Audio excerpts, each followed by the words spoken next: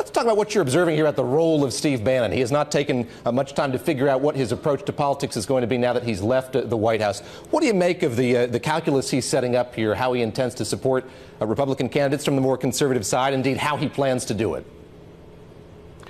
Well, a lot of Republicans in the establishment, at least, are already regretting the fact that he left the White House. He would have been under more control had he been in the White House. This is really almost unprecedented. I've tried to find some analogy that makes sense. And essentially what you have is somebody from the White House who still apparently, by his own word, by Trump's own word, still supports Trump.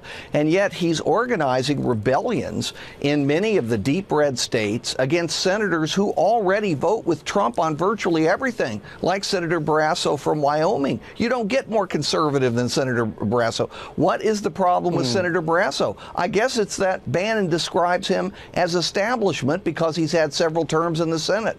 Okay, but I mean, it's really questionable what's going on. Let me ask you to dovetail this with the tax reform negotiations that are taking place right now. Certainly the pivot to the midterm elections has been seen as a big mile marker here, that if this is going to get done, it has to get done before the campaign for 2018 heats up in earnest.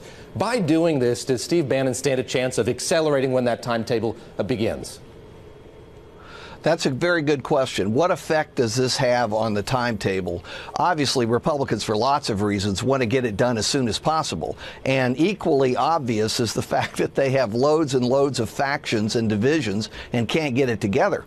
Look, with Corker, for example, it's possible that Corker isn't going to be as willing to give the Trump administration or even the Republican leadership his vote as readily as he might have otherwise. That might also be true for some of the incumbent senators who are running for re-election. Of course, they don't want to give their primary opponents any 2x4 to beat them over the head with, but it's going to be more tense.